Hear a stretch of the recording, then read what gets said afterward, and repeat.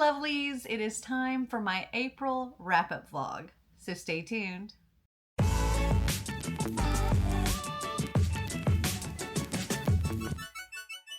So in the month of April, I read 8 books, so I'm not too mad about that. I feel like it was pretty good. I did not vlog, however, my thoughts as I was reading it, so I'm going to be doing this like a regular wrap-up. And I'll try to be as quick as possible. First off, I read Written in the Stars by Alexandria Bellafleur, and I gave this 3.75. This was a fun rom-com, fake relationship kind of thing. We've got Darcy, who is very tight-laced, not really interested in dating or anything, but her brother is kind of adamant that she get out there, and he sets her up on blind dates all the time, and she kind of hates it. But she gets set up on this blind date with Elle. And Elle and her, they clash. They do not, it doesn't go well. But Darcy tells her brother that they hit it off and they're in this relationship and all this stuff now, so that he'll stop trying to set her up on future dates. And of course her brother says something to Elle, and Darcy begs Elle to play along. So they end up with this fake relationship. Now Elle, on the other hand, is very free-spirited and believes in all of like the astrological stuff and finding her soulmate and all of this. And it was a fun read. I enjoyed it. Okay, next I read Deep End by Ali Hazelwood, and this was a fun read. Ali Hazelwood, to me, just does not disappoint. I love her writing. I love her steamy scenes. In this book, we have Scarlett Vandermeer and Lucas Blomquist, and she is a competitive diver at which school? Stanford, I believe. Yes, Stanford. And so she's a competitive diver. He's a swimmer, and they're both excellent in their fields. They're also both very intelligent, and like she's working to become a doctor and things like that. I forget what his goal is, like what he's trying to major in. But both very smart, both very motivated. And Lucas and his girlfriend of a long time amicably split. The girlfriend had been with him for ever, and wanted to try new things, and actually kind of put Scarlett and Lucas together because they're both into some specific kinky things. And the ex-girlfriend, totally fine with them being together. Scarlett and Lucas, they took a little bit of time to figure things out and decided that they can have a physical relationship. But Scarlett knows she's got way too much on her plate. She's trying to recover from injuries and get back to the level that she was at with diving, and also doing all of this stuff with med school. And she doesn't see like a relationship with the two of them. But this book was fantastic. The steamy scenes were fantastic. The discussions that they had were fantastic. It was great. I'm giving this one a 4.5. It did have me a little swoony. It had me laughing at times. Was it perfect? Maybe not like my perfect book, but I still absolutely loved it. So I'm giving it 4.5 stars. Okay, next up I read The Dungeon Anarchist Cookbook by Matt Dinneman. And this is the 3rd book in the Dungeon Crawler Carl series. I'm absolutely loving this series. Though I will say, I think this was probably my least favorite out of the 3 that I've read so far. I am still giving it 4 stars. But, so in this one, they're on this level of the floor with all of these like trains, and they call it the Iron Triangle. And it's kind of like just a mess of trains, and you got to figure it all out. And I think that some parts of that, with the whole figuring out all of the train situation, kind of seemed like it dragged on a little bit. Uh, but still, overall, love the story, love the characters, and I'm giving this one 4 stars. Okay, next I read Light Lark by Alex Astor, and this is the first book in the Light Lark series. And I was just looking at some of the reviews on this book, and I'm really surprised that so many people did not like this book. I mean, it has a 3.84 rating on Goodreads, but I gave it 4.5 stars. I really, really enjoyed it. So, so we have this centennial, and every 100 years on the island of Lightlark, the 6 different leaders have to come together and they have to compete and battle and things like that. They're trying to break this curse. And our main character, Isla, she was born without the power she's supposed to have. And it's been kept a secret, and she has to go here and try to survive this because one of the leaders has to die, and she's trying to do everything she can to not die in it, and keep her secret a secret. And oh my gosh, the twists in this book, or the one really big twist in this book, was whoa. I did not in any way whatsoever see that coming, and I was here for it. Um, I definitely want to continue reading the series, and yeah, I'm giving it 4.5 stars.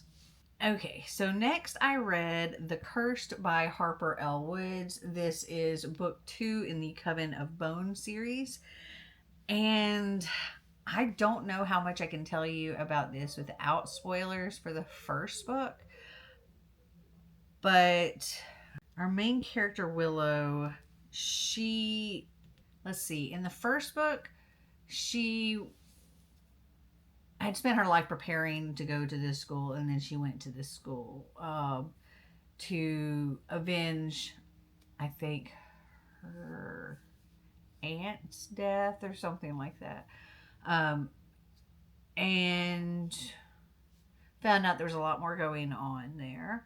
And with what happened at the end of the first one, it left her in this book in a very interesting situation where she kind of finds herself at the head of the coven, and also with a man that she loves and hates at the same time.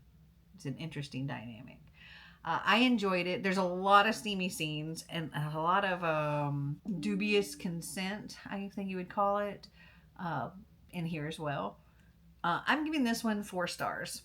Next, I read The One and Only Ivan by Catherine Applegate. And this is the first book in the One and Only series. And it is, I think, middle grade. And yeah, middle grade. And it was such a sweet story. So we have Ivan. He's a silverback gorilla who pretty much has spent most of his life on display in this mall. And he was fine with it. But then a baby elephant named Ruby gets brought in. And Ruby just doesn't belong there. And she's sad. And Ivan tries to figure out a way to help her get out of there. And maybe get himself out as well. But mainly get Ruby out of there. He believes that she will be happier in a zoo than caged up in a mall. And I gave this one 3.5 stars. It was such a sweet, cute story. Okay, next I read Twice in a Lifetime by Melissa Barron. This book stuck with me a lot. Like I thought about it for a long time after I finished it. Again, our main character's name is Isla. And Isla deals with a lot of anxiety. And this book, especially towards the beginning, was hard for me to read because I also deal with a lot of anxiety, and reading this book was causing a lot of anxiety in me. Um, but I kept going with the book, and I'm so glad I did because it was really, really good.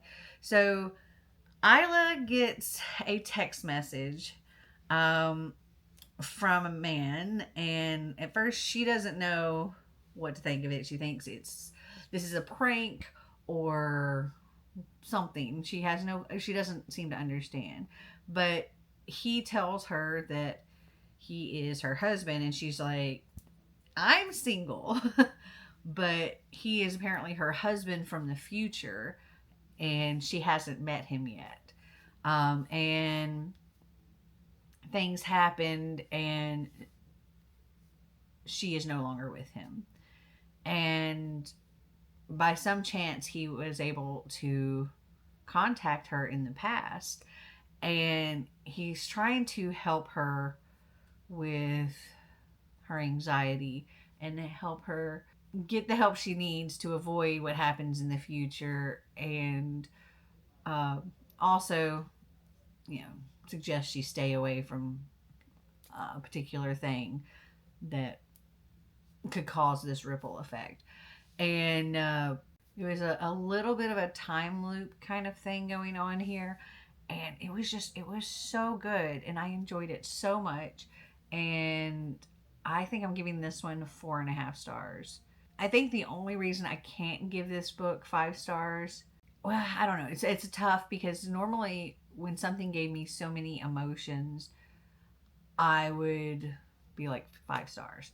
um, but the anxiety inducing that happened while reading this book is kind of why I'm giving it 4.5 instead.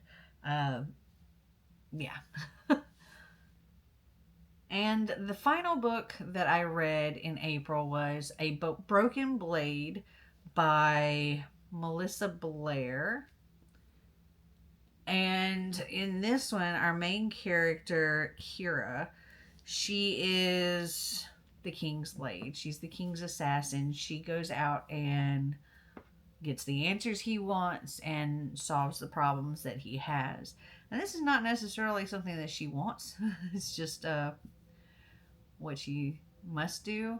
She lives in this world where halflings, which are like half human, half elf, I believe it is, um, they are owned by the king and forced to be his soldiers or whatever. Kira herself is a halfling. And uh, the full blooded elves were like apparently run out or all killed or something like that. And I think it's rumored to be that for every elf that the king killed, he was granted a year of life. So making him practically immortal. And that trickles down to his sons as well. And there's something going on with this mysterious person, this figure they're calling the Shadow, and causing a lot of problems for the king. So Kira is sent to investigate things and uh, maybe take down the Shadow. And things don't quite work the way the king wants them to. That's all I can really say. I'm giving this one 3.5 stars. I don't know if I'll continue with the series. I did enjoy it, but I found that my like thoughts on it were very fleeting right after I read it. Um, so much so that I was like, did I finish it? And I had to go back and like reread the last little bit because and to remind myself, oh yeah, I did actually finish it. Um, whereas Twice in a Lifetime stuck with me a whole lot more long after I even read A Broken Blade. So yeah, I'm only giving A Broken Blade a 3.5 star. But that is everything that I have read in April. Have you read any of these books? Did you like them? Did you not? Comment down below and let me know. Well, I hope you enjoyed this video. If you did, give me a big thumbs up. If you'd like to see more videos like this, click that subscribe button down below. And until next time, remember to always be completely you. Bye!